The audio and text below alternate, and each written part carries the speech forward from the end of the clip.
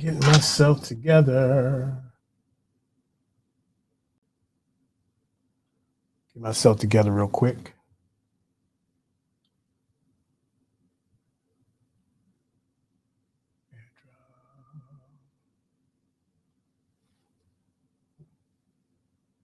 How's excuse me. How's everybody doing today? On this Saturday. Trying to get myself together.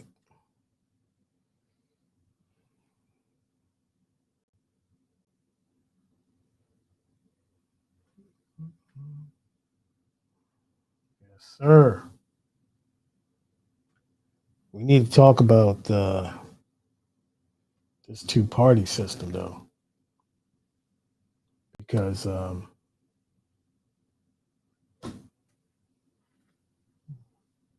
that joint ain't working. It's not working at all. It seems like both Republican and Democrat are just not interested in serving the people. As you can see with the pit fire bill, as far as the veterans, toxic pit fire bill, you know, that was denied.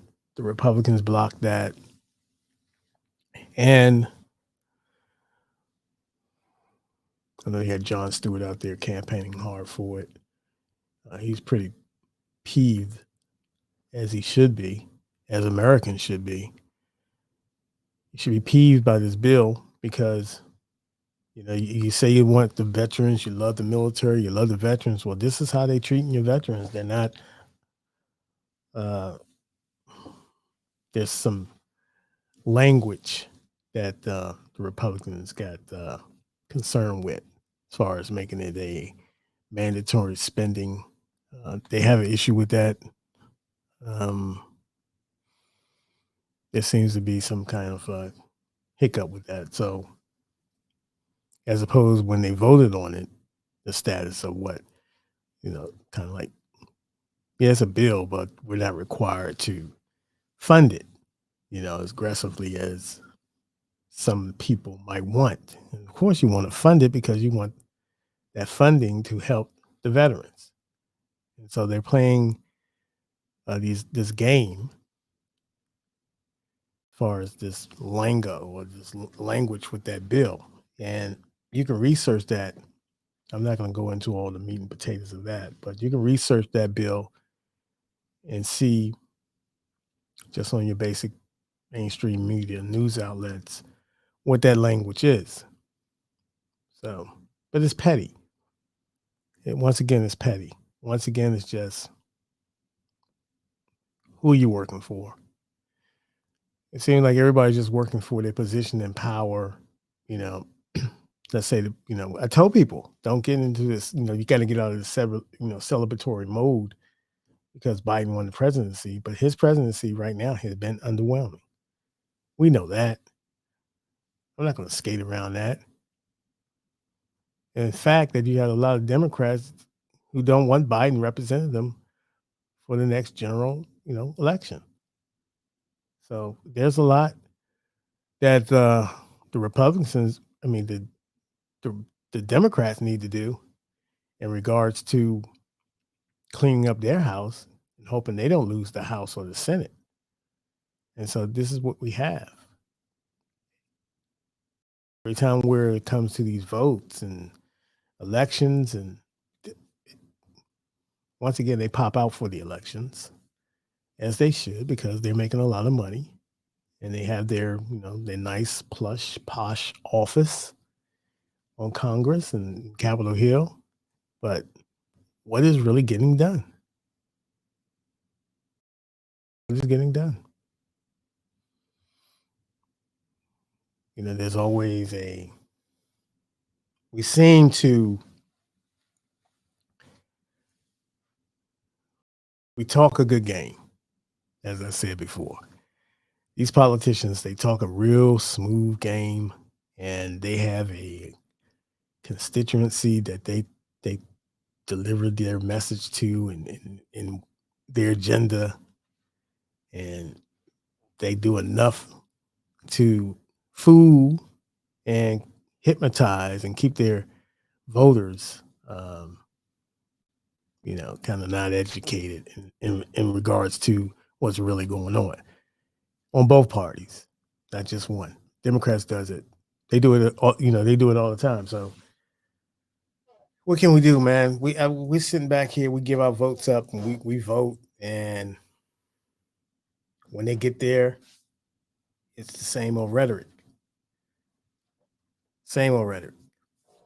And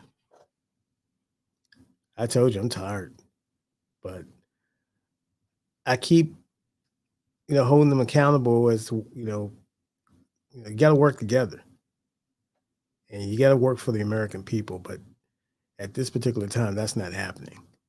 And it has been happening for a long time. So coming back to this two-party system, should we have another party, multiple parties? Should we start, um, peeling back from this Democrats and these Republicans and kind of getting our own party, a grassroots party that really cares about the people? Maybe the American Party, for example.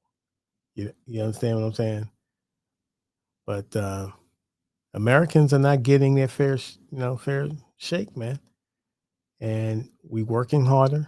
We're trying to recover from a pandemic. We're still struggling with that. COVID is still out there. Trust and believe me. So wear your mask and continue to be careful. But going through that and looking like we might have a recession, interest rates are going to go up. I believe the Fed's going to raise that. So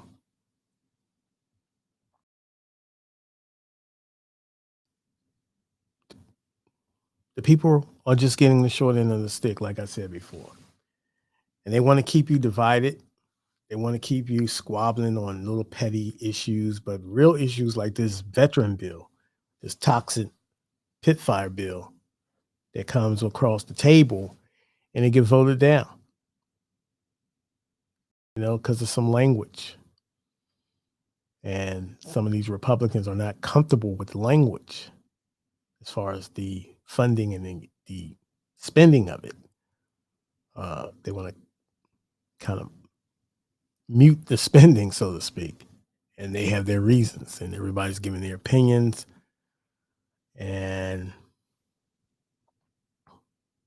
you could think they would do the right thing as far as this cancer that people are getting from this toxin when they burn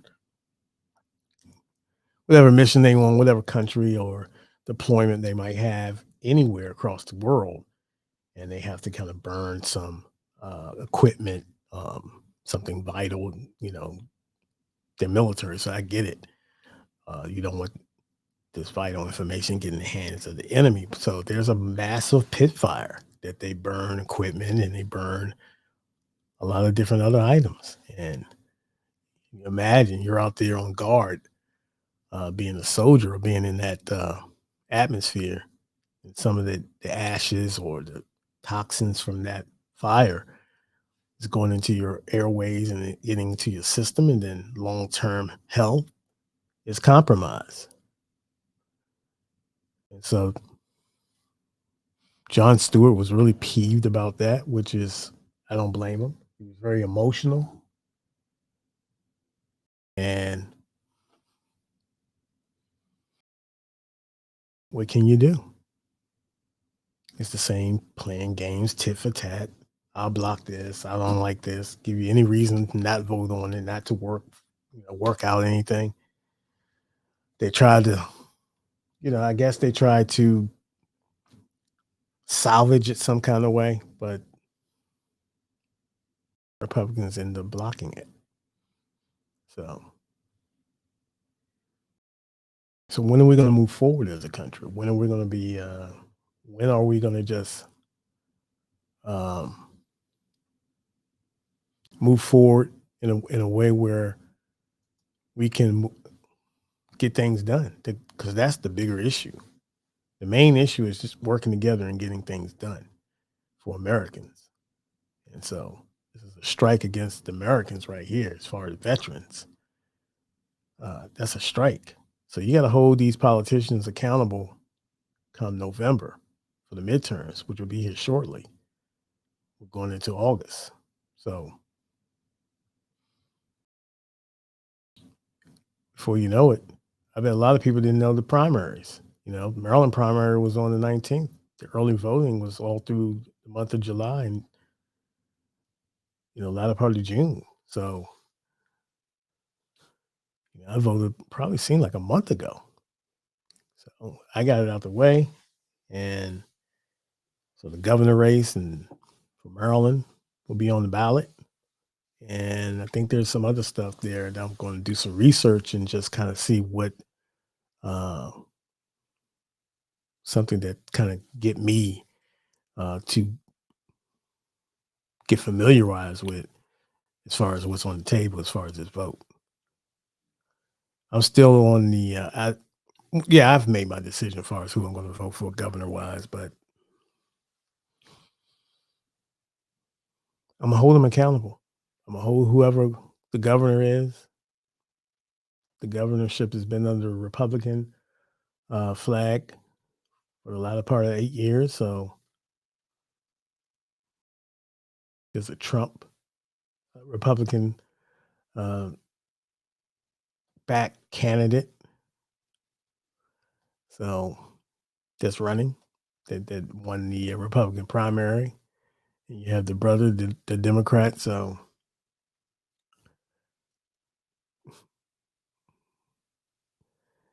I look, I can't deal with that this Republican Party as far as their ideology right now because it's just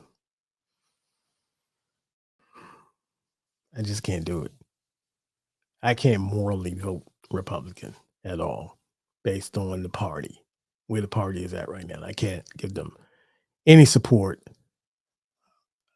in regards to, and I know I'm being a hypocrite because I'm saying they should work together, but some of the ideas that these people have that's in Congress, and to think that they can take over the Senate, these people are dangerous. Just in a mindset, they're not healthy. They're not thinking for the people. They're just trying to hold their spots and hold their positions, but they're not working for me and you. They're not trying to come up with any solutions. And when they do come up with things, it's so far fetched. And they're supportive in their support with former President Donald Trump. So Biden, I have concerns. As of right now, I'm not going to support him. I would like to see another candidate challenge him. As of right now, if I had to vote, I wouldn't vote for Biden. No, absolutely not. So I'm looking for another Democratic candidate to step out there and make themselves seen, and like a younger candidate, much younger. I want fresh ideas, new ideas, some enthusiasm, some energy, um, some thinking outside the box, some vision, clear vision. I want to hear their ideas, he or she, as far as where you want to take America, technology wise, and kind of move forward from these old antiquated ideas and all that. I want to go forward as a country, not back. I want to go forward. I know some people want to go backwards. That's not happening. I want to go forward. And that's just where I'm at right now. Want to go forward. We need to go forward. We need a younger voice. We need some vision. We need some enthusiasm. We need a spark of ideas. We need some of these candidates to get in these neighborhoods and make themselves available to the people, to their constituencies. We need them to be working with people. We need them to be in tune and having more town halls and being in tune with the voters. So we need everything. We need everything because this is getting ridiculous. No one's willing to work together. Everyone is comfortable in their excuse me, in their posh offices.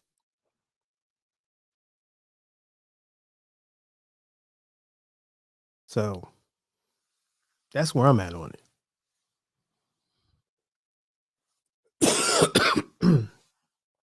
That's where I'm at. Pardon me. But so what say you out there? I know a lot of Americans are frustrated. I'm frustrated. Um, I'm tired of being, um, food with toyed with, as far as what are you going to deliver on, and communicate with us. Put something together, communicate, and see where you're trying to go. We need that, man, because it seemed like it's just it's mundane. It's over and over again. It's every year. Politicians, man. So the people need to take their country back at this point.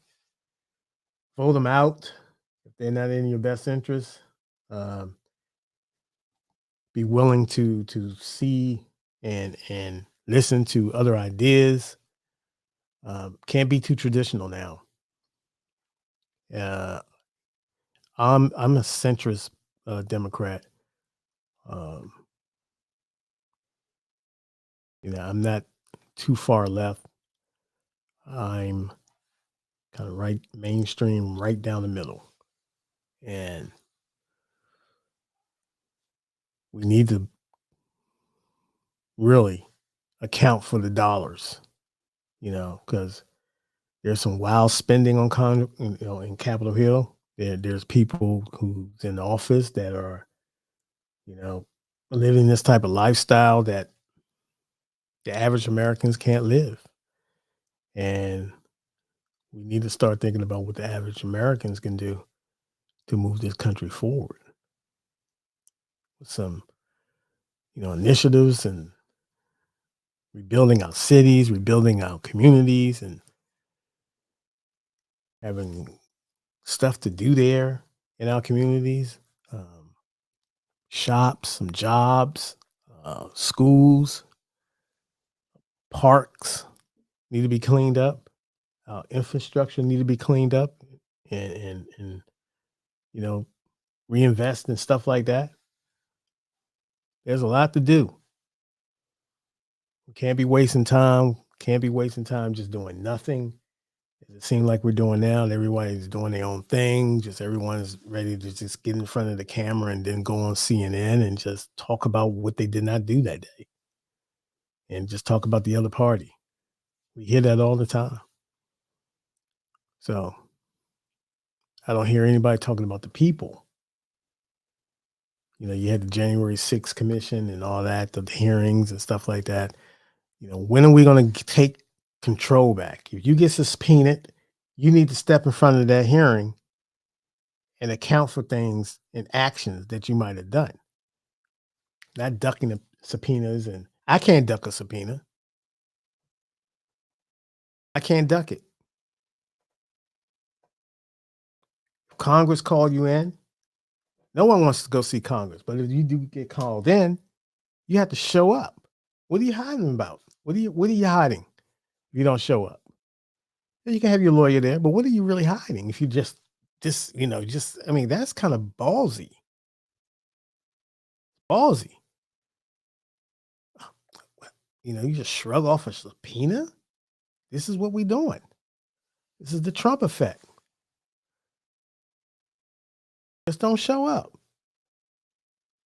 And then you're negotiating back and forth. You're just doing this. Well, conditions. There's no conditions. You come in to answer the questions of America for the American people. You answer the questions. If you were righteous and you didn't do anything on January 6th, you come in and say what you said. Say that. Give your accounts. If you clean, you clean. If you're dirty, then hey, you'll be exposed eventually. And it is what it is when you partake in that type of activity. Come on, man. The election was fair. Everybody knows that. I mean, come on. This some of the stuff I'm hearing about. It's ludicrous. I won't even give it enough time. I mean, it just boggles my mind how the insanity of people thinking the election wasn't fair. But it's not about that. It's just challenging. They just don't care. It's about democracy. It's about democracy. It's about power. We don't care about them. We don't want people to vote. We don't care what you voted about. You're going to come up with this myth and say this the election was stolen. Way the court system set up. A lot of these appointees by Trump said it wasn't. So it's time to move on.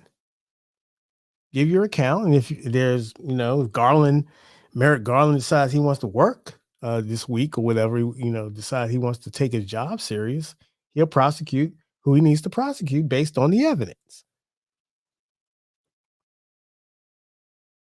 But this playing footsie back and forth, where we need to have an account of what happened. We know what happened. We know the players involved, and we need to put pressure on them. I'm tired of negotiating. If you help out and aided and abetted in any way, as far as trying to disrupt democracy, and if you're a sitting senator or Congress, police officer, anybody, any American who indulge in that activity, based on the evidence, if the evidence say you're guilty, you're going to jail. You're going to jail. Yeah, I can give your account of what you did, your criminal history or whatever it is. But this trumps. Yeah, you might not have had no criminal history, but this, by you partaking in this, trumps, no pun intended, whatever history or lack of history you have, because you decided to go into a big one. And if I'm the judge, if I find the evidence and I'm severe penalties, stiff sentence to the max of the law, because we got to send a message. And yes, you will be made an example of if I was the judge. I'm demanding that as a citizen. If you're guilty of disrupting the process of the presidential election and the evidence stand up and it doesn't look good for you and you're found guilty, you're going to jail for a long time. I won't feel sorry for you. Go to jail.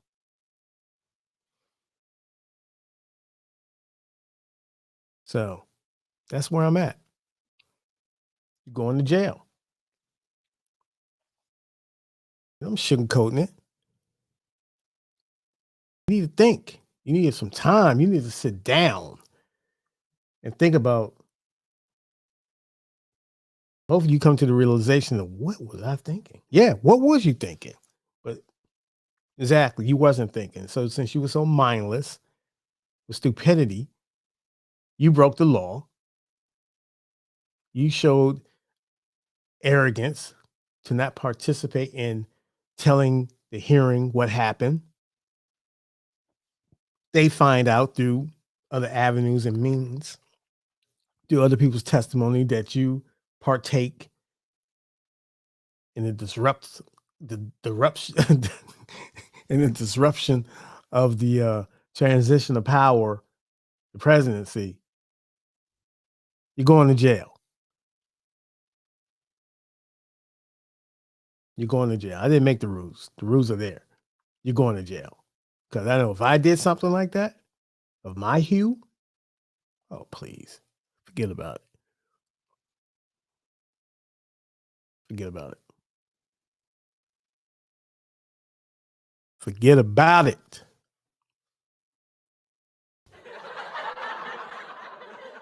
Forget about it.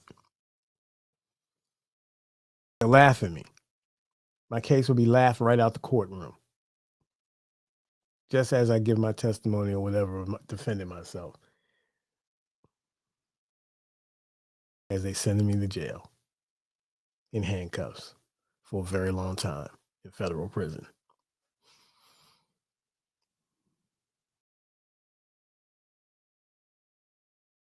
America, please take the country back from these people, man. Take the country back.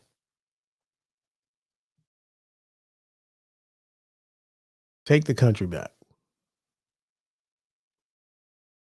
Anyway, I'm not going to hold you. Quick live today, 20 minutes. I'm going to recharge my batteries, eat some dinner, late dinner, eat a little dinner, and chill for the rest of the night and maybe watch a movie or something. All right, that's it for me.